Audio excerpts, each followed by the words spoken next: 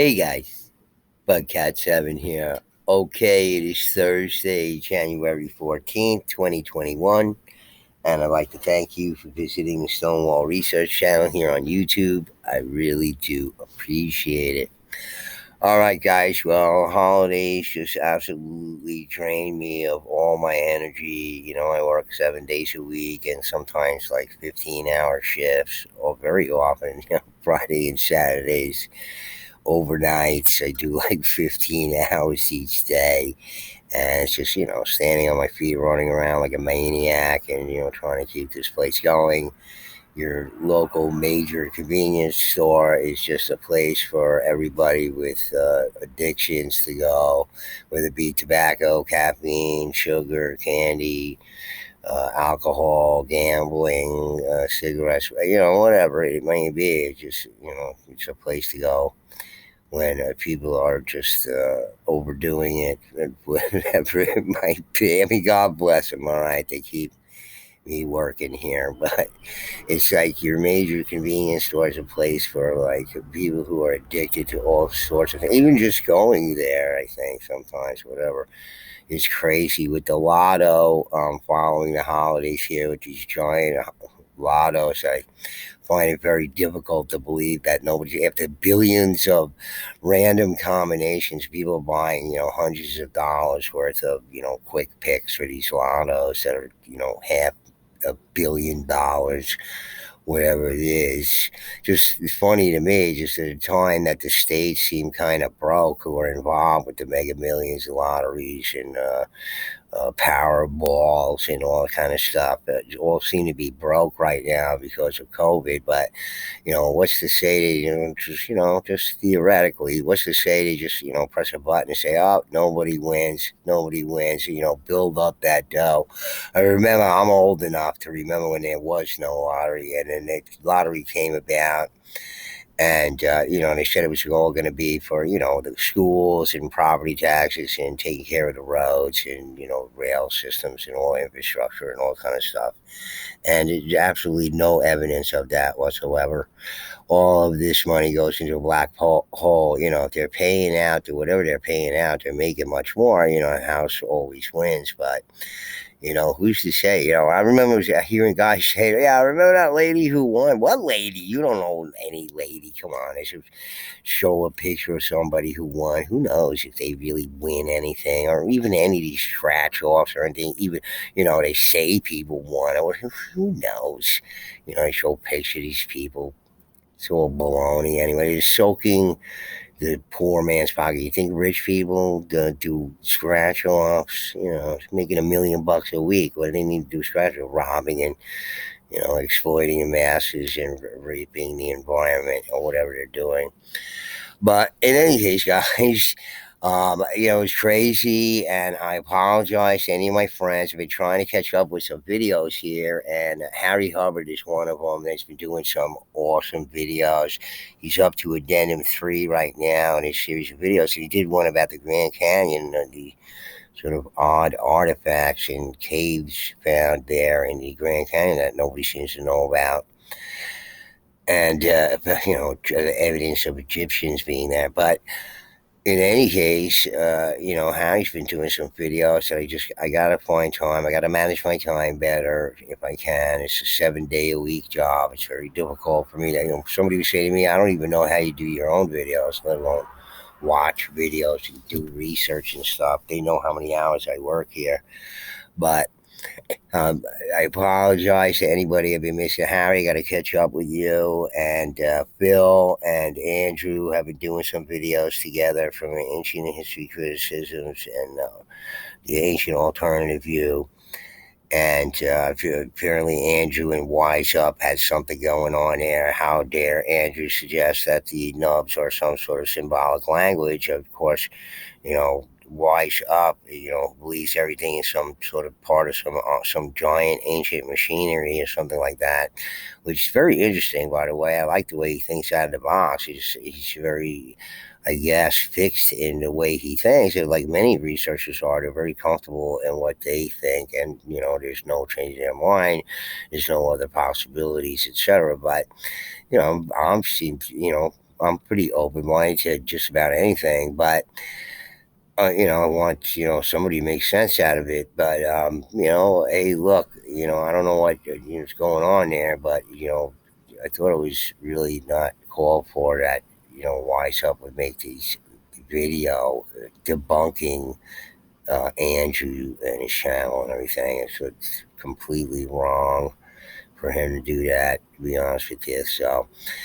I'm going to catch up with these guys, and of course, Jimmy the Paleo Mountain Man, who continues to show the many artifacts and found around his property over there, which was a key place in the Vermont Green Mountains up there. And, he just does wonderful videos. I love seeing his stuff, and it's just so creative. And, Jimmy sort of explores the whole sort of art and history of the walls there in the northeastern part of North America. There, of course, he lives at a place where he just is a playground for these ancient construction artifacts that are just there, right there, that Jimmy looks at all the time. And anybody else, yeah, Apps Chuck, I know he's been doing a lot of videos, so I got to catch up.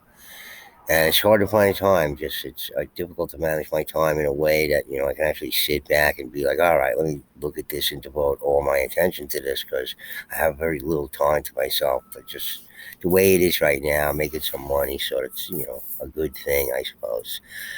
Anyway, so let's get back to part two of my series, looking into the accounts of the quote unquote giants or large hominids, I like to call them international. And in this video, we're going to be looking at giants accounts in Holland, Finland, and Denmark.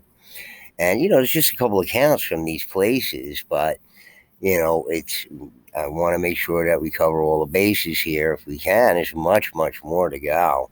We got Russia and Turkey and Egypt and all these places to cover here. So there's much more to come. And I want to get to all that stuff, Italy and all kinds of stuff.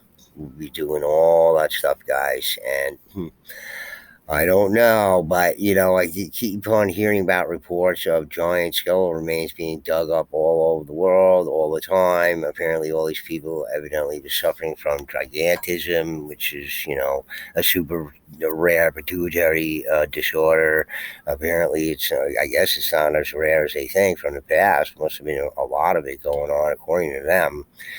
But it seems more likely that there's these races of large hominids in the past that they don't want to entertain because of the whole religious thing and whatever, and on the unbelievers and this whole rabbit hole and distraction to take you away from what the past actually was is more fantastic than any Hollywood movie could ever produce. Just imagine it as that, if you can possibly can. But I don't know, but if we really did know about the past or about many of the things I discuss on my channel, certainly people would have just a completely different perspective of our whole reality. I think what do you think is alternative research is all just more rabbit holes for you to go down. So all right, so let's take a look at these accounts. And the first one is going to cover this fellow that I already covered from that travel article. We covered the Frisian giants with these large race of large people that exist today that live in the north of Holland there and also in parts of Germany. And it seemed to be the tallest people in the world, and some among the tallest people in the world, certainly. And, the history in these people seems to be that of just the carryover of these giant races living into modern times, and whatever denials they make or whatever they just don't know or the science can't identify it or whatever it is, that the problem they have with it here, there's no explanation for it. As I read to you in the article there, the travel article, the Frisian coast there, they just don't know, and this is the mantra for them, and they don't know, and why are they going to bother to find out? Just how much more research is needed? They could have done the research a million times over, but they haven't. Anyway, here is Groot Pierre. We talked about this guy, Groot Pierre Donia, and here's the giant helmet there. Pierre Gerloff's Donia, the giant Frisian warrior. The Frisians are the tallest people in the world. Dutch people are the tallest as a nation, and Frisians who live in the north of the country are the tallest in the land. Here's the giant helmet of Frisian freedom fighter Groot Pierre, around 1500, who was a giant. Pierre Skarloff was a Frisian warrior, pirate, and rebel who lived between the 15th and 16th centuries AD. He is known by his nicknames Groot Pierre and West Frisian Groot Pierre and Long Pierre in Dutch, and Pieris Magnus in Latin. While many of these nicknames all mean the same thing, and in English is translated as Great Big Pierre, this is a reference to his legendary size and strength. Pierre was so strong that he could bend a coin using just his thumb and forefinger. Another legend attesting to his great strength is that he was able to pick up and plow with just one hand. Pick up a plow with just one hand, an iron plow, with just one hand. Pierre brandished a Bienhander, a sword that was wielded with two hands. Groot Pierre's sword is today kept in the Fries Museum in Leeuwarden. We're going to look at that too. This weapon is as tall as the legendary warrior himself and weighs 6.6 kilograms, 14.6 pounds. The helmet of Groot Pierre is not acromegalia in shape. It is unlikely that Pierre was a genetic malfunction or some mutation of nature. It is more likely this is a case of reversion, or just a case of creator maturity, which is now fading in our current times. This giant helmet is kept in the Museum of City of Leeuwarden, Friesland, Netherlands. Well, I think what Chris is talking about, Chris Leslie, who's the moderator of the site, the Greater Ancestors Museum, is saying is a reversion or whatever it is. This we're talking about either dominant alleles or recessive genes. Dominant alleles and recessive genes working together. They don't completely understand genetics. They have mapped out the human genome, although they come across all of this mystery DNA, and this obviously relates to some of these other hominid species of the past that they don't know anything about because they haven't found the remains, or at least don't want to admit to it. And there's a lot of research to be done. And just as a matter of fact, the skeletal remains of those found in Florida there, at the Wendover Bog people there who appear to be Europeans. The laboratory did the testing there in New Jersey, DNA laboratory, couldn't find any Native American genes in there, or very little, or the whole gene pool was greatly resembled European, and people who had claws from 7 or 8,000 years ago. Again, we don't know what was going on in the past. All right. And they keep on claiming they have actual DNA evidence of these people to test with. And they keep on doing the tests over and over and over and over and over and over, expecting different results because they can't believe the results that they're getting. And they have no way of getting it because they're afraid of whatever native rights groups or whatever protesting or whatever. It's just, this is the kind of things and all these distractions and everything else because they're not telling the truth. They just have to explain the lies with more lies and more lies and more lies, whatever it be, mainstream and all the controlled opposition, so-called alternative they put out there. That I'm sorry that so many people follow. I think they're disappointed when they get to my channel and hear something different. Robert Wadlow and the giant helmet. The helmet of Groot Pierre would wobble around even on the pituitary malfunctioned skull of Robert Wadlow. This helmet is important hard evidence for giants, as the runt hunters and Wadlow fanatics may say that the sword of Groot Pierre is ceremonial. Well, this is what many of the archaeologists say when they dig up these artifacts from the ancient past, these stone artifacts and primitive artifacts, whatever they may be. They say that these are just votive, quote unquote, votive. Okay. There's no evidence of the skeletal remains, although, that they find with these things, especially in America, because obviously we all know skeletal remains, when exposed to the air, immediately disintegrated into dust. Okay. And this is why these ancient skeletons that they dig up, and they say, well, it's pituitary damage to the skull or whatever. It could be any sort of damage. These skeletal remains just, disintegrated into dust. We heard it so many times, even by confirmed actual academic reports from the Smithsonian, etc. Okay, they know all about it, about the remains, okay, but yet they play this game. We don't know nothing, and these things have to be voted, and they're evidently not votive, which is ridiculous. They keep on finding things.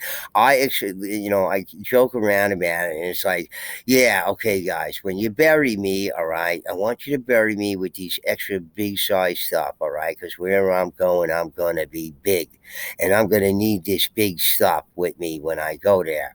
Well, how big do you want us to make it? Well, I want you to make it 14 inches. I want you to make a comb for my hair 14 inches.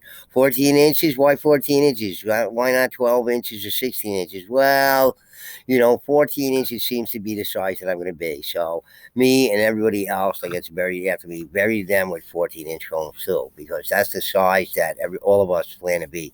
We're all going to use 14-inch combs, deer antler combs, or what kind of antlers, moose antler combs, or whatever it was. Okay, it's ridiculous. Okay, they don't find the skeletal remains; they find the artifacts, all oversized knives and harpoons and all this kind of stuff, and hammers and celts and all this kind of stuff, hatchets and tomahawks. They dig all this giant stuff up and just say, ceremonial. So this is the kind of excuse that's used, to sort of dismiss these ideas of these big people even being around. Okay, so this helmet is important. The helmet group here, okay, this helmet is important hard evidence for giants. Okay, we said that already. Okay, making up pretending that there is some ceremony, imagining a normal sized man using a giant sword for a show. What this helmet does is debunk the idea of giant swords being ceremonial. No ceremony can be imagined for the sword in conjunction with the helmet. This may very well be the catalyst in setting the record straight that all of these giant swords, axes, and other weapons are usable and to size of their giant wearers. Okay, so this is what Chris Leslie is saying about, and I agree based on all the evidence that's been found. It's just ridiculous. Nobody's making these oversized things for no reason and associated with these specific people appear to be in historic times with all kinds of sworn eyewitness evidence and everything else. Okay, the undeniable sword of a giant. Frisians are regarded to be on average. Okay, this is just Group Pierre's sword. Now we're talking about that. Are the tallest people. That is, Dutch people are the tallest as a nation, and Frisians who live in the north of the country are the tallest in the land. Monstrous in size to any modern man. Here's the sword of Frisian freedom fighter Groupier around 1500, who is said to have been a giant. The sword is on display in the Frisian Museum at Leeuwarden. The sword measures 2.15 meters, just over 7 feet in length, and weighs about 6.6 kilograms. Okay, another 14, 12 pounds or 14 pounds, whatever it is. Okay, it's just nobody's swinging that around, especially horizontally. Okay, you're swinging something like that weighs that kind of weight. You talk about sledges and stuff like that weighing that much. Okay, the way you swing a sledge is not the same way you swing an axe to chop a tree down or a sword. All right, it's just a different motion altogether. You better be real strong to do it that way. The sword is kept in the uh, museum of the city of Leeuwarden in Friesland, Netherlands. The blade has the stamp "Inri, Jesus of Nazareth, King of the Jews." The handle is made of oak and covered with goatskin in one piece, taken from the leg that is there is no seam. Photos from Fiskego Museum in Leeuwarden, large sword and a helmet, which is stored in the municipality of the city of Sneek. Personally, it was a big surprise for me because of my family history. It was said to me as a child that that we had a sword displayed in England from my mother's side. Austin, one of my ancient family members, has a sword so large that it takes 6 people to carry the sword and case. I'm curious to know if it takes 6 people to carry this sword and the heavy glass case. The story of my family sword is made more real to me after seeing the sword from the Netherlands in this enormous glass case. If you have any more new information on the sword, please contact me by email. That's Chris Leslie, apparently. His family comes where, again, we hear about, and I know, our European friends know about this, our friends in the UK know about this, and just more affirmation and confirmation that the giants did exist in the past. All of these European towns, or many towns in UK have these legends of these giant people. They're pet giants associated with such and such a town and such a town. Legends in their towns of these giants and giant peoples and all kind of stuff from the past. Okay, just indicating to us or what the past really was, and we don't really know anything about it. In the past that's given to us and handed to us is nothing but a bunch of bunk. All right. So that was our group here, friend, that we heard about. His sword, his helmet, and his sword there, just gigantic there. And again, there the way that they deny it, it's the the truth of its existence is to deny it and say it's ceremonial or votive. Okay, so this is giant Holland skull, 20 inches, and this is in the Guinness Book of World Records. Appears in there. They mention it in this article from Holland here, and they talk about it as the Amsterdam skull. This is the Lima News in Ohio there, Lima News.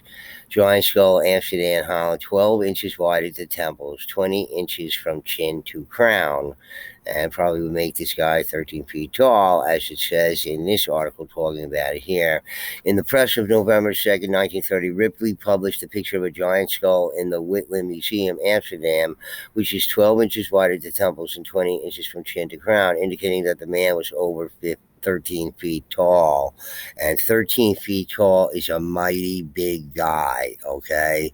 And again, just as the legends go from Europe, and if it goes there, you know, if it's legitimate there to say it there, we can say it in the Americas that these tests of strength, these, dolmen and other stone things, leaning stones and balance stones and all these kinds of things were tests of strength by these giant people who had like the strength of an elephant. Okay, who better to build all these great monuments than people who could handle the stone? Okay, and you could pay them to do it. No sledge and slaves, hundreds of slaves needed or anything like that. You just hire these extra big guys in a past where people could all get along together. Okay, there wasn't any necessity for the genocide of the giants. Earth had to be destroyed a couple of times before that happened, and for everybody could forget about their past, or at least some people did, and just wipe the giants out when the time came for them to go.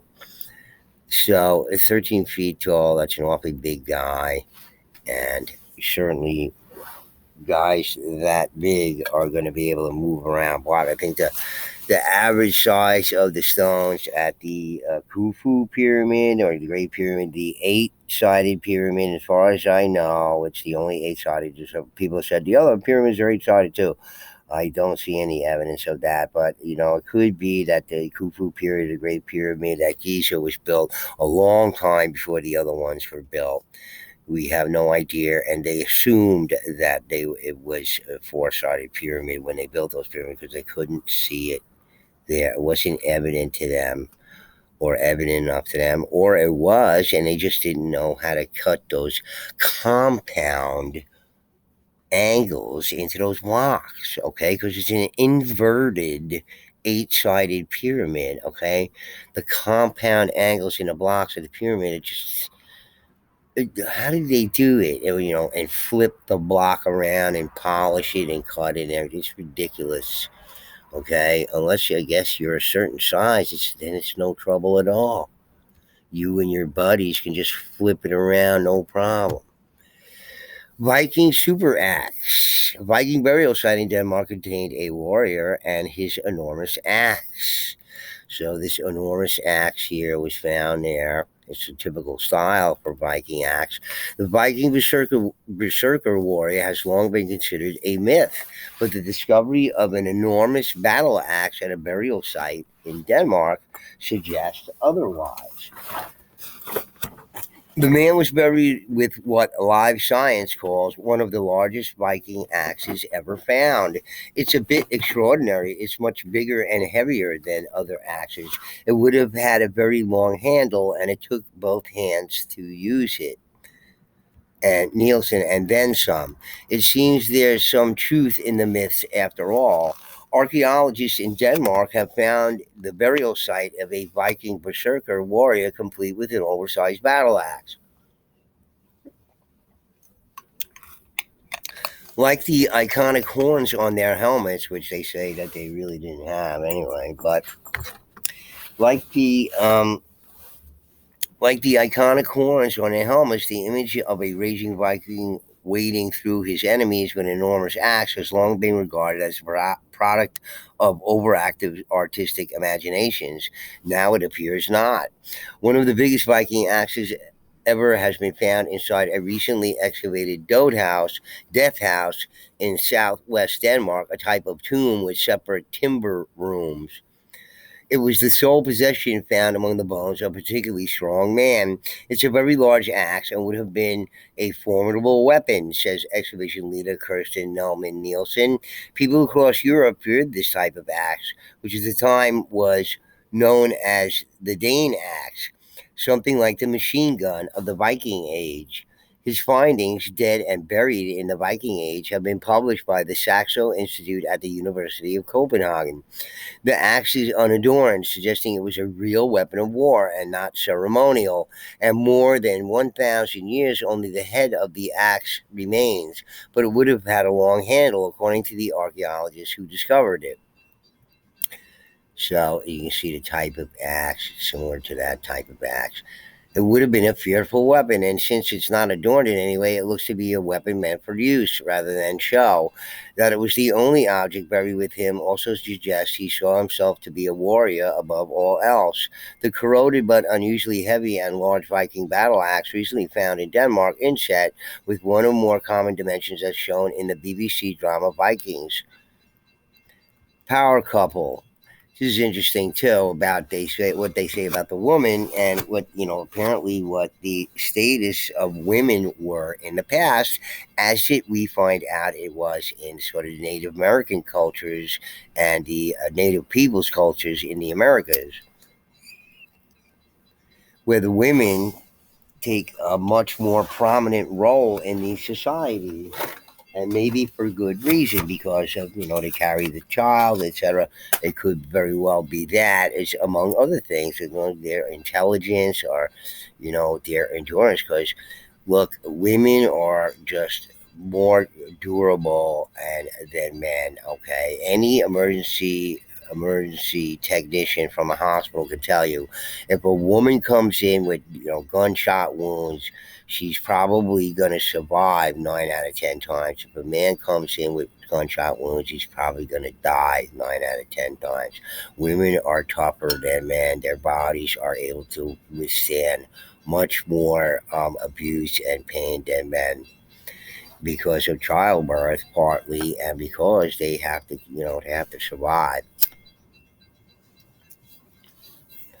And it could be because of those attributes. And the people who admired the attributes of the animal species around the planet, which are just phenomenal, compared to us, we're like these big fat zeros compared to any animal you could possibly name on the planet. Just all of their feats of strength and their abilities are just far beyond, just like supernatural compared to us, it was just without our brains.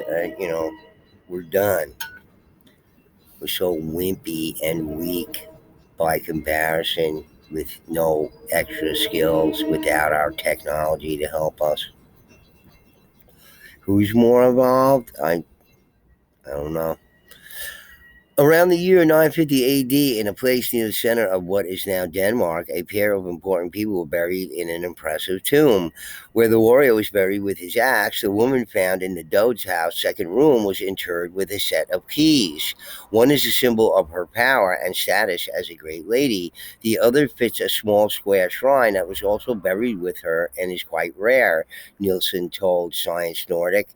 She had been buried inside a wagon of a type believed to be used by nobility.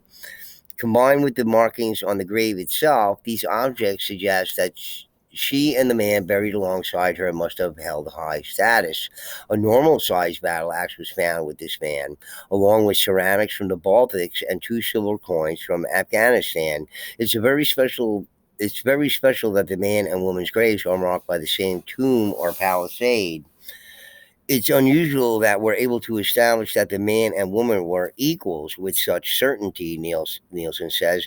This bursts the myth that Vikings were a male dominated society. I just find that fascinating that this suggests this to them and, sort of revealing that about these ancient societies of the past where the women held such high status.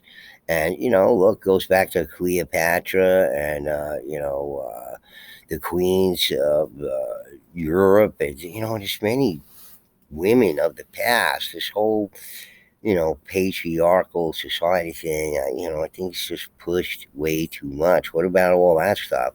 Empress of China, and oh, come on now, plenty of powerful women from the past. You know all about them. Okay. Women may easily have been very powerful. Many women were buried in rich clothes with many expensive grave gifts, which all indicate a high position. These women were not buried in an inferior way to men, Lindstrom says. Okay, so Chris couldn't get any measurements on the axe itself. They just report this. Here's the places where I guess he got the information there, but nobody has measured it, and they probably don't want to, and they're not going to pursue it because they can't explain it, and they don't want to explain it, and they don't want to admit to a past that they don't know anything about. Giant skull from Denmark, and this is just a picture of it. So the skull from Denmark, I guess, is on the right, and this one from Ohio, a study show of one of these Adena skulls in comparison with this skull that they dug up in Denmark, and it's just most likely a Bell Beaker person with these vaulted craniums. Okay, these rather large craniums there, and they're doing a comparison here, and again, the Adena just seemed like another aspect of large hominids of the past. Even Brian Forster told me directly, because I asked him directly, how tall were the Paracas people, and they were 6 foot, around 6 foot or better. Would be of highly unusual for people of the past, considering that the mainstream science shows that nobody should have been taller than about 5'3", going all the way back to the Stone Age. That's what they say. Okay. And when it comes to people being tall, like we read in the article about the Frisian coast there, that travel article, that scientists can't explain it, and that's their answer. They can't explain it, and end the story, and just go with what they know already, and what they know is just completely wrong because we've stopped growing for some reason, and they can't explain that. So basically, you don't know anything about the history of height in hominid species on this planet. So the last one here is this one from Finland, And this is very interesting to me in the respect that these, what they call these churches, these giants church, and this is the Stone Age ruins of Castelli in Finland there. They call it giant church. So this is one among many that are found there. And they seem to be very similar to the Terps that we talked about along the Frisian coast in Holland. Okay, these sort of mounds, platform type mounds that seem to also be some sort of dwelling mounds, but in this one, they reckon it to some sort of mass hunting and production facility going on here, and which very well could be because these people seem to have built these things similar to that. When we talk about the Adena and the Hopewell tradition there, right? The Hopewell receiving raw goods and manufacturing them into all sort, raw materials and manufacturing them into all sorts of goods. Okay, whether it be material production or mass food production. We had the annular mounds that I talked about on this channel that nobody's talked about on any other channels, and with the sister site in Canada. Okay, all these annular mounds, these sort of concave, small concave mounds, but hundreds of them, multiple tens of them. So it, this all this other stuff going on, which seems to show some sort of mass production going on. And I said it before, and nobody's talked about it, but I have. So these seem to be very similar to these Terp mounds there in Holland and Frisian, along the Frisian coast over there, but these are made of stone. It's just more similar type stone structures that maybe could be found in the Americas, but seems to be made with this even type stone of a certain size, but all could be handled by people, I would imagine, that again, it'd be a lot easier for even giants to build these structures because of their sheer size. Could be completed in a relatively shorter period of time than we think, as compared to us. We're always trying to imagine how we have done something as a species when we're talking about other hominid species doing some of this work in the past. They were larger, so it enabled them to do this work in a far more productive way with less complications. Okay. It didn't necessitate making all sorts of contraptions and doohickeys and using a lot of imagination because, if you type in how they built the pyramids into a Google search, you're going to come up with tens of millions, hundreds of millions of results. Okay, and one being different from the next. Okay, and all seem very plausible and legitimate, but there's just 6 ways to Sunday how they built the pyramids, and nobody knows, and all this kind of stuff. And I'm trying to tell you that I'm not the only one. I'm not sure it was Graham Hancock or Dr. Robert Schoch or who it was that supposed that that the pyramids were built by the giants. And who's to say that you just weren't contracted to do that? Okay, get that in your head. These people are professional and know how to work with stone.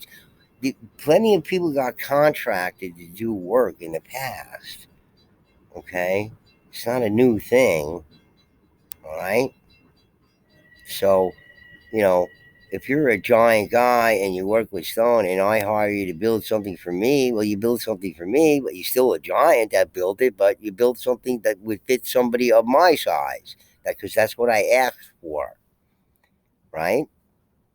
But you see how this could occur in the past, let's say, all right? And how could you possibly know that, right? Unless you think in these terms that the giant hominid species lived in the past. And it seems highly likely by the evidence that, these people specialized in this sort of work all around the planet. And whether they did it for themselves or someone else is just not known. But let's say they could do it for themselves. We obviously existed with them in the past, but if we're going to think along these lines, right? Well, why wouldn't somebody from our size or species variant or whatever contract them to do the work? Today we went on a field trip to Castelli Giant's Church. A giant's church is a kind of prehistoric stone wall unique to this part of Finland. This one is in the shape of a rectangle with one small gap in each of the four sides. It is the size of a soccer field. I've heard there's actually six gaps in it. Not six sides, but six gaps in it, not four. It is the size of a soccer field. The Stone Age ruins of Castelli and Patajaki Castelli is the most representative example of a giant church, which are the largest Neolithic structures found in the Nordic countries. And it shows a guy standing on one of the edge of of it. Stone Age giant church of Castelli Patajaki Ra, I guess, there in Finland. And it doesn't go into much here, but there's 20 or 30 of them then known to exist there. And that's what they know about. All right. And it seems to be the sort of platform type mound. There's places there. I've read the reports on this thing, and there seem to be like places there for the production of seal sort of harvesting there. For I guess butchering them and using the seal meat and seal skin, etc., which we all know the properties. And again, this is the bounty of the sea that they're using here. All right, I keep on saying these people are interested in the bounty sea, whatever it is. It's where they have giant harpoons. They certainly don't have giant harpoons to catch, minnows with. Okay, so look, they're hunting the bounty of the sea, but not so much the land animals because you could get rid of all of them right quick, like if you were to exploit the wilderness there with a large population of people. But it seems to be that there is mass harvesting of seals going on at these giant churches. And who's to say they're called giant churches by legend only? So we can only imagine that maybe large peoples, which most likely that they were. Okay, these things are so similar to these turp mounds found in Holland, but only made of stone.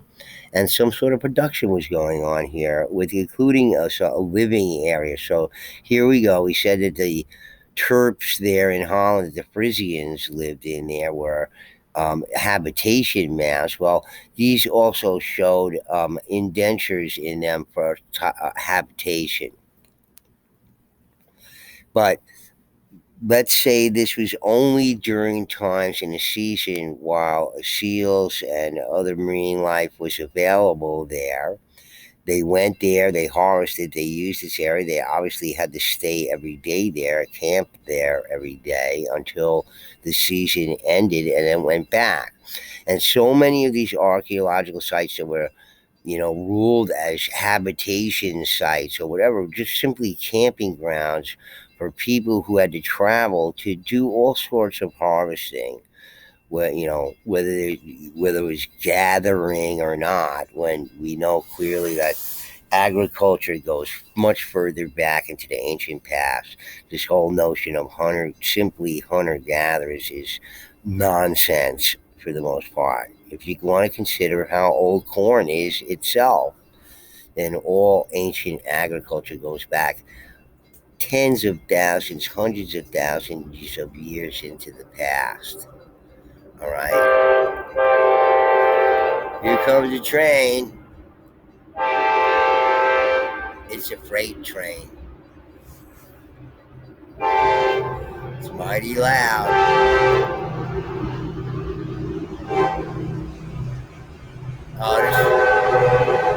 This one's like 12,000 horsepower, 18,000 horsepower freight train. Yeah, there she goes, coming around the mountain. All right, guys. Anyway, that's the end of the accounts there. There weren't many accounts in Scandinavian countries, but there were a few. And again, these giants in historical times that we can talk about and evidences of them from historical times. All the stories about the legendary people from all these pet giants from all these towns across Europe. And these are only the accounts that were written in English, were on the, English Wire, News Wire. Okay, what about all the accounts that were given in these foreign languages that we don't know anything about? We don't have any of our friends there in Europe apparently collecting any of these things or researching these things, and maybe they've lived with it all their lives. It's not interesting to them or whatever, but I don't know, but I think there's probably many more accounts that we don't know about from these countries in Europe there. And it's unfortunate that we don't know more about these things. And it's just all purposeful. At some point in history, many of these things were purposely suppressed and eradicated, eliminated, redated in many cases, and stored away forever, never to be seen again, lost, etc. Much more in these countries where these things are not under high security, but evidently these things here are in the public arena. The Groot Pierre's sword and his helmet there, so they're not disappearing so fast. So don't rule it out yet. All right, guys. I hope you enjoyed those accounts there. We're gonna move forward in this series, and there's much, much more to come. And a lot to discuss. All right, guys. Anyway, please do like the video, and if you're not a subscriber, please do subscribe. We pursue some very interesting avenues on this channel. All right, guys. Anyway, Budcat7 signing out. Peace.